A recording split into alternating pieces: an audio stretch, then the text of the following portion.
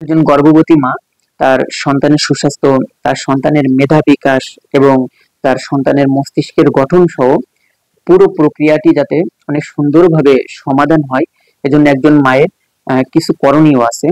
এক্ষেত্রে একটি উত্তম এবং গুরুত্বপূর্ণ আমল হলো যে মা নিয়মিত কোরআন তেলাওয়াত করবে এবং কোরআন মাজিদ তেলাওয়াত শুনবে।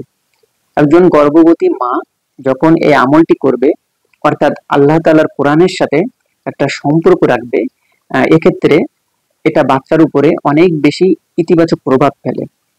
আরেকটি বিষয় হচ্ছে যে মা সুসন্তানের জন্য দোয়া করবে।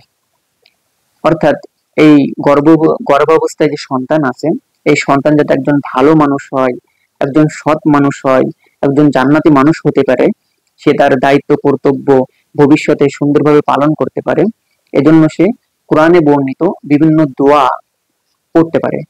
যেমন রব্বি হাবলি মিন লাদুনকা যুররিয়াতান তাইয়্যিবা, সূরা আল ইমরানের ভিতরে আসছে রব্বি হাবলি মিনাস সলিহিন, জয় আল্লাহ আপনি আমাকে নেক সন্তান দান করুন।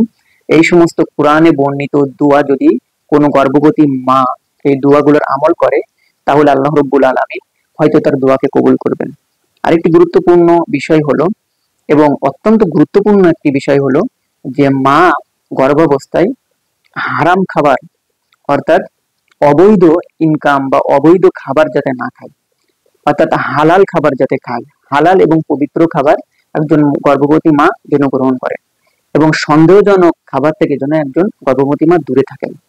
আরেকটি গুরুত্বপূর্ণ বিষয় হলো যে একজন মা সে চলতে ফিরতে তার সন্তানকে পেটে নিয়ে সে জিকির আজকার করতে পারে এবং বেশি বেশি নামাজের আমল করতে পারে, বেশি বেশি দোয়ার আমল করতে পারে।